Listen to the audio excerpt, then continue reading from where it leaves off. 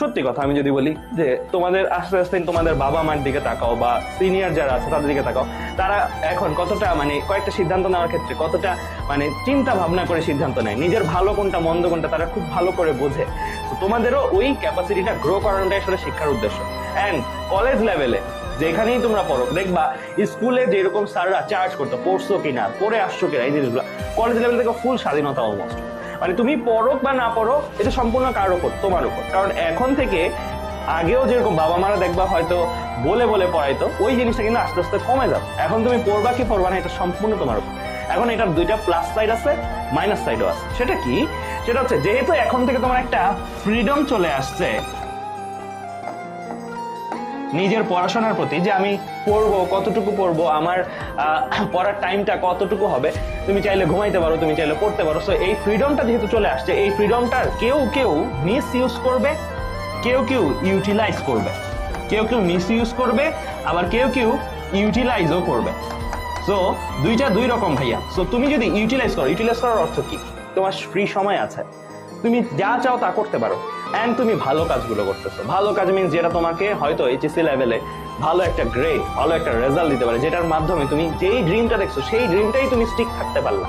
তুমি ডাক্তার হতে চাও, তুমি ডাক্তার হতে পারলা। তুমি ইঞ্জিনিয়ার হতে চাও, তুমি ইঞ্জিনিয়ার হতে, তুমি পাইলট হতে চাও, পাইলট হতে পারো। তুমি যেটা হতে চাও তুমি সেটা হতে পারছো। কারণ এখন কম্পিটিশনের যুগ, সবাই একটা জিনিস চাচ্ছে, তুমি যেমন চাচ্ছ সবাই একটা জিনিস চাচ্ছে। কিন্তু কারা কারা পাবে? যারা যারা প্রথম থেকেই এই ইউটিলাইজেশন মোডে ছিল। আর যারা যারা এই মিস ইউজটা করবে তাদেরকে, এরকম মানুষ যে নাই তা না, প্রত্যেক ব্যাচে আছে। ইনফ্যাক্ট আমাদের এই ক্লাসটা এই যে এখন প্রায় 1000 জনের মতন দেখছো, এই 1000 জনের মধ্যেও কিন্তু আমি বলবো ভাইয়া অনেকেই আসো যারা সঠিক পথটা আসলেই যাবা, আবার অনেকেই আসো যারা আমার এই কথাগুলো শোনার পরেও ঝরে যাবে। অ্যান্ড দুঃখজনক হলেও এটা খুবই সত্যি, প্রত্যেক ব্যাচে আমরা এই জিনিসটা দেখি, অনেকে ঝরে যায়, অনেকে। অ্যান্ড এদের নাম্বারটাই বড়। অ্যান্ড তাদের ক্ষেত্রে যেটা হয়, তারা যখন জাস্ট এইচএসসির একদম আগ মুহূর্তে আসে, ধরো এইচএসসি আর 10 দিন পরে 20 দিন পরে, তখন তারা আমাদের কাছে আসে। অ্যান্ড তাদের সাথে তখন আমাদের আবার কথা হয়। তখন তারা আমাদের কাছে যখন আসে, তখন আসলে আমাদের অনেক খারাপ লাগে। কেন খারাপ লাগে? আমরা তাদেরকে কোনো প্রপার সলিউশন দিতে পারি না। কারণ এইচএসসি লাইফের পড়াশোনাটা এত বিশাল যে তোমাকে ওই শেষ সময় যদি আসো, একদম পড়া কিন্তু করায় দেয়া বা শেষ করায় দেওয়া হয় না। এটা আমরা নিজেরাও জানি, আর মন থেকেও আমরা খুব কষ্ট পাই তাদেরকে সলিউশন দেওয়ার সময়, কারণ আমরা কোনো সলিউশন দিতেই পারি না তাদেরকে। অ্যান্ড তারাও আমাদের কাছে গিলটি ফিল করে যে ইস ভাই আপনি আগে থেকে যদি আমাদেরকে পাইতাম, আপনাদেরকে পাইতাম, আগে থেকে যদি আমি পড়াশোনা শুরু করতাম তাহলে আজকে কত ভালো হতো।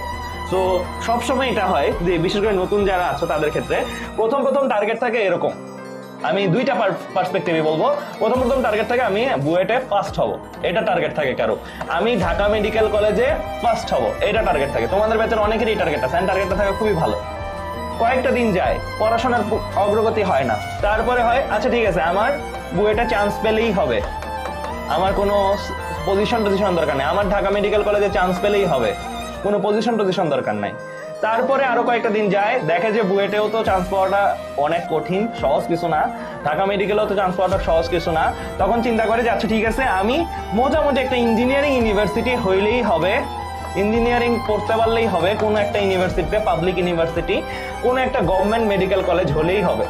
তারপরে একটা সময় পরে টার্গেট হয়ে যায় যে আমি মানে আস্তে আস্তে মানে টার্গেটটা কমতে স্টেপে স্টেপে, একটা সময় প্রাইভেট, একটা সময় প্রাইভেটও পারতেছি না, আমার এফোর্ড করার ক্যাপাসিটি নাই, দেন আমি অন্যান্য কিছু কারিগরি। সো মোট কথা তোমার এই টার্গেটটা ডে বাই ডে কমতে থাকবে যদি তোমার পরিশ্রম না হয়।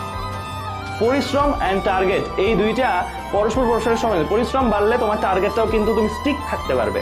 সো আমি চাই না তোমাদের কারো টার্গেট এই জায়গা থেকে একটা ড্রপও নামুক। আমি চাই তোমরা আজকে যে টার্গেটটা করতেছো, যে বড় এইম, বড় ড্রিম নিয়ে আসছো আমাদের কাছে, সেই ড্রিমটা শেষ পর্যন্ত থাকে। আজকে যে ড্রিমটা আছে, যদি 1 বছর পরেও তোমাকে জিজ্ঞেস করে সেম ড্রিমটা, তুমি বলতে পারো যে হ্যাঁ ভাইয়া আমার ড্রিম ওইটাই আছে, অ্যান্ড আমি ওই লক্ষ্যেই আগাচ্ছি।